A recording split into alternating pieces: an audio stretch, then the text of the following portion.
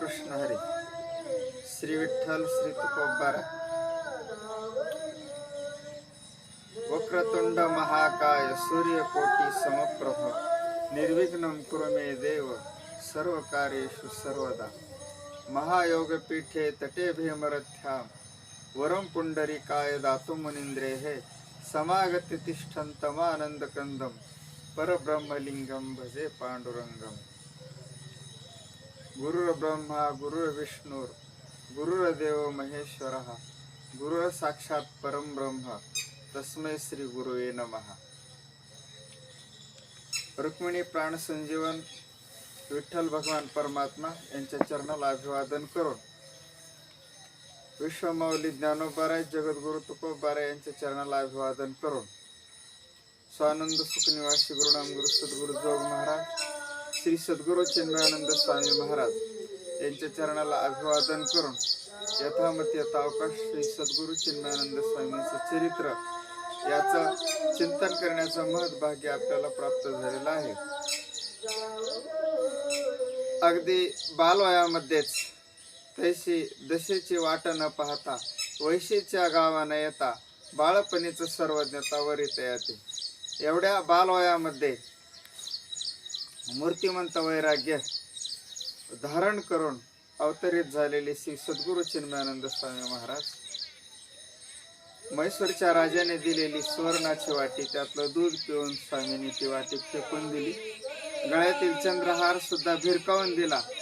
हे सद्गुरु चिन्मयानंद स्वामींनी का केलं तर त्यांच्या ठिकाणी असणारं मूर्तिमंत वैराग्य याचा परिणाम तो आहे.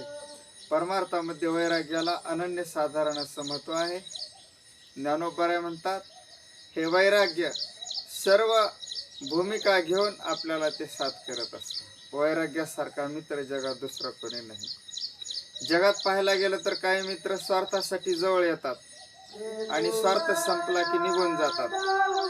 खरा मित्र आपल्या अडचणीमध्ये आपल्या सोबत असतो, तो आपला खरा मित्र असतो. मग या भौतिक जगतातला कितीही मोठा आणि संपत्तीवान सत्तावान मित्र असला तरी सुद्धा तो आपल्या अंतकाळी कामाला येत नाही. मैत्र केला महाबळी कामा नये अंतकाळी. किती बलवान मित्र केला तरी अंतकाळाला कामाला येत नाही. पण वैराग्य नावाचा असा मित्र आहे की शेवटपर्यंत आपली तो कधी साथ सोडत नाही. म्हणून ज्ञानोबाराय ज्ञानेश्वरीत सांगतात वितरागाते सारिका जोडोनी ठेविला सखा तो आघव्याची भूमिका सवे चाले. वैराग्यासारखा मित्र सर्व भूमिका घेऊन आपल्या सोबत चालत असतो. म्हणून सद्गुरु चिन्मयानंद स्वामींना हा वैराग्यासारखा मित्र लाभला. विरक्ती वाचनी काही ज्ञानाशी तगण्याची नाही. ज्ञानाला टिकण्याचं साधन जर काय असेल तर ते म्हणजे वैराग्य. वैराग्याविना ज्ञान टिकू शकत नाही आणि वैराग्याविना ज्ञान असलेलं ते काहीच कामाचं नाही. हे मूर्तिमंत वैराग्य सद्गुरु चिन्मयानंद स्वामीच्या ठिकाणी बालवयापासून होत. राजाने सद्गुरु चिन्मयानंद स्वामीची परीक्षा घ्यायचं ठरवलं. अगदी स्वामी बालवयात असताना स्वामींच्या वडिलांना तो राजा म्हटला हे मूल कोणाचं आहे. त्यावेळेस श्यामण्णा पंडित म्हणतात त्या मुलालाच विचारा की ते कोणाचं आहे.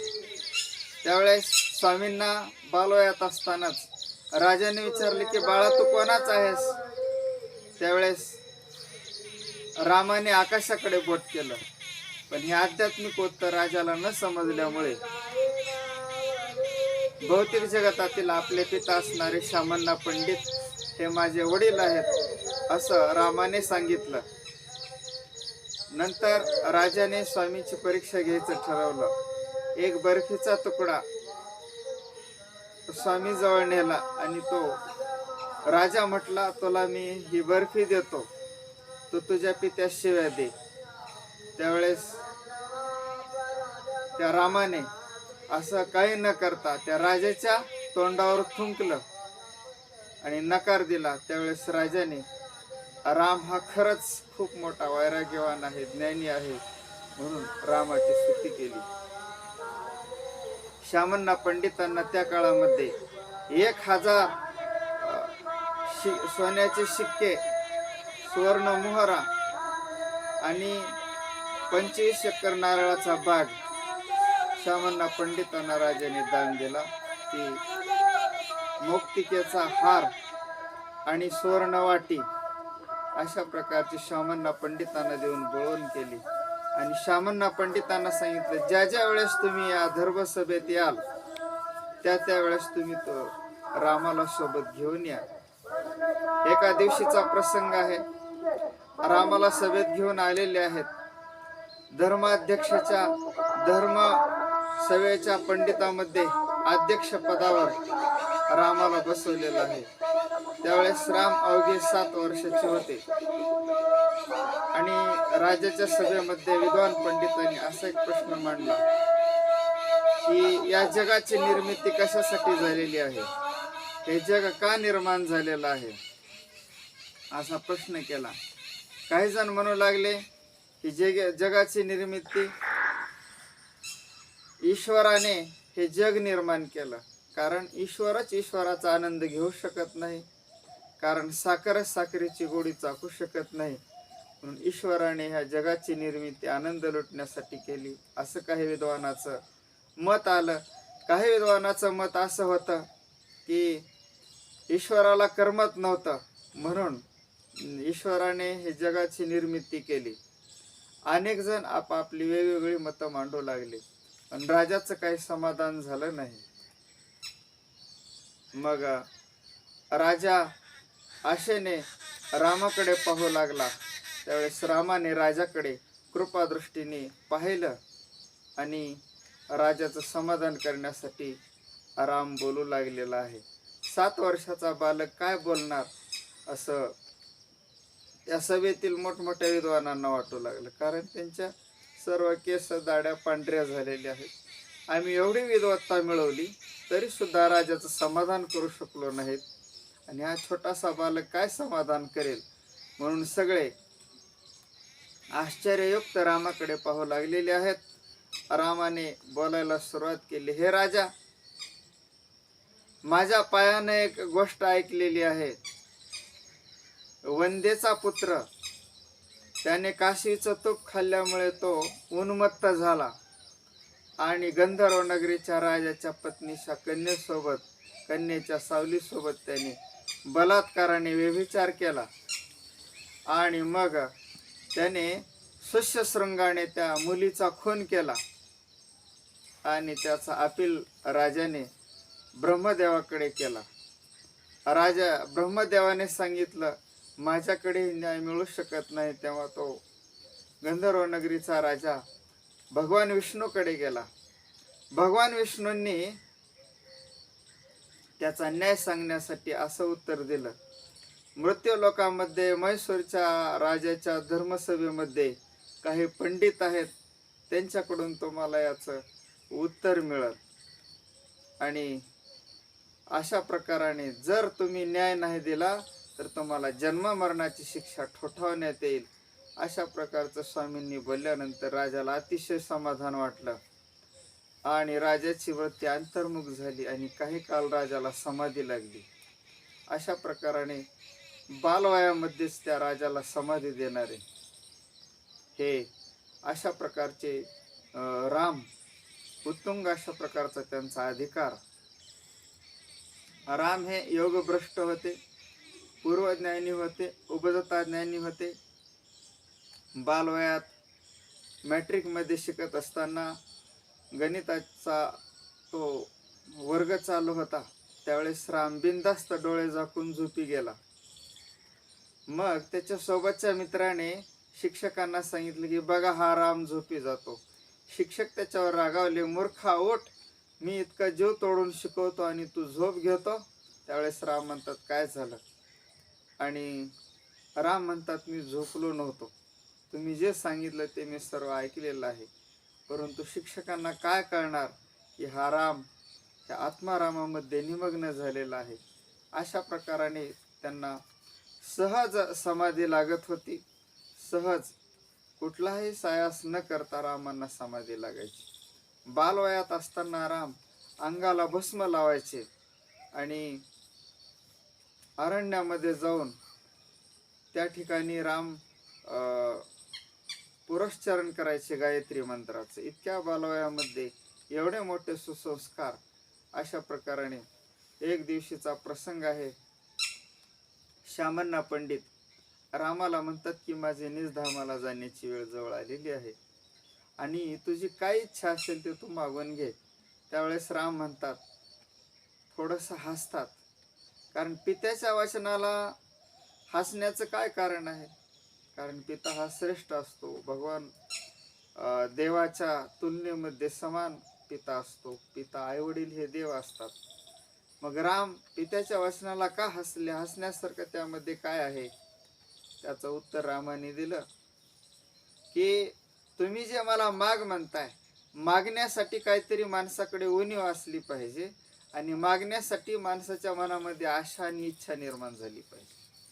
रामाची अवस्था अशी होती की ब्रह्मरस गोडी तयासी फावली वासना निमाली समळ ज्यांची. अगदी बालवयामध्ये तुकोबारायांनी जी स्थिती वर्णन केली ती रामाची स्थिती होती. राम हा ब्रह्मरस गोडीने उत्तुंग अशा प्रकाराने रामाची स्थिती होती. भगवद्गीतेच्या श्रीमद भगवद्गीतेमध्ये ते वर्णन आले ते रामाला लागू पडते. विहाय कामान्य सर्वान पुमांश्चरती निस्पृहा निर्मम निरहंकार सशांती मध्ये गच्छती. ऐसा आत्मबोधे तोषला जो परमानंदे पोखला तोची स्थितप्रज्ञ भला ओळखतो.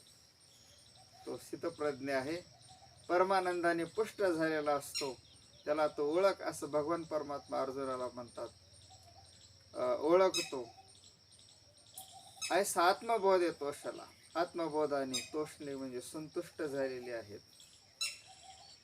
आत्मबोध आहे तोषला तोची स्थितप्रज्ञ भला. तो अहंकाराते दंडोनी. अहंकार हा संपूर्ण दंडून काढलेला असतो. अहंकाराते दंडुनी सकळ काम सांडोनी विचारे विश्व होनी विश्वा माझी. अशा प्रकाराने रामाची स्थिती झालेली आहे. राम म्हणतात की मला मागण्याची काही इच्छा नाही, आणि कारण मागण्याची इच्छा जिथं शिल्लक राहत नाही अशा उत्तुंग अशा प्रकारच्या स्थितीला सिद्धावस्थेला राम पोचलेले आहेत. हे श्यामण्णा पंडिताच्या लक्षात आलं.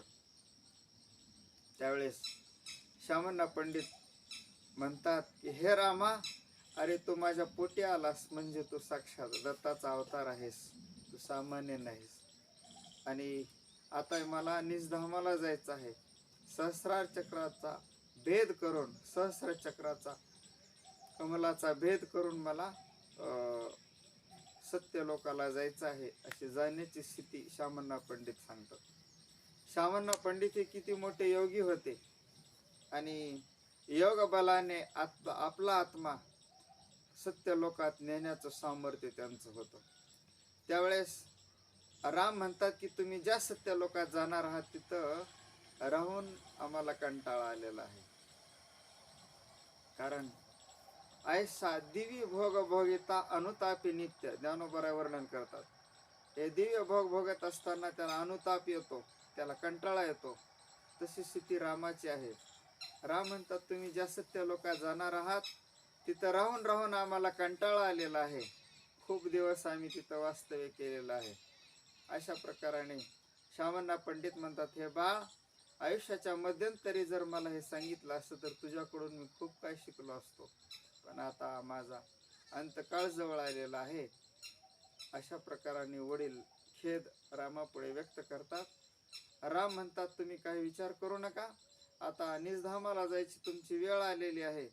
तुम्ही अंतर्मुख होऊन भगवान परमात्म्याचं चिंतन करा. तेव्हा श्यामण्णा पंडित योगशास्त्रीच्या प्रक्रियेनुसार आपला जो आत्मा आहे तो टाळूचा भेद करून आपला आत्मा सत्य लोकांमध्ये नेतात. आणि सत्य लोकांमध्ये मोठी वाद्य वाजतात आणि सर्व देव जय जयकार करतात. अशा प्रकाराने श्यामण्णा पंडितांना समाधी देण्यात येते. गावातील सर्व लोक येतात आणि त्या ठिकाणी श्यामण्णा पंडिताची स्तुती करतात की खूप मोठा विद्वान होता आणि खूप लोकांवर परोपकार करणारा होता म्हणून सर्व लोक स्तुती करतात. म्हैसूरचा राजा येतो, सुंदर अशा प्रकारची इथं समाधी तयार करतात आणि आपल्या सर्व नातेवाईकांचं सात्वन राम करतात. केशव आणि माधव आणि आपली माता यांचं राम सात्वन करतात की मृत्यू लोकामध्ये आलेला कोण येत नाही आले अवतार यरते पामर जीव किती. भगवान परमात्म्याचे सुद्धा अवतार इथं राहिलेले नाहीत. मग आपल्या मनुष्याची काय कथा. असं सात्वन केल्याबरोबर सर्वजण शांत होतात.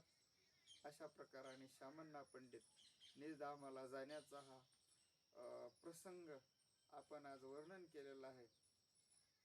अजून काही चिंतन आपल्याला नंतर पाहायचे. ही झालेली सेवा सद्गुरु चिन्मयानंद स्वामींच्या चरणी समर्पित करून सेवेला पूर्णविराम. कुंडलिक वरदा हरी विठ्ठल श्री ज्ञानदेव तुकाराम. श्री सद्गुरु चिन्मयानंद स्वामी महाराज की, सद्गुरु जोग महाराज.